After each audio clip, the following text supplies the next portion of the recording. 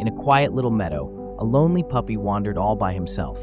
He had no one to play with, no one to share his days with.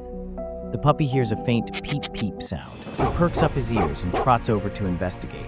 One day, he heard a tiny cry for help. It was a baby duckling, lost and alone. Without a second thought, the puppy stepped in. He rescued the duckling, and from that moment on, they became inseparable.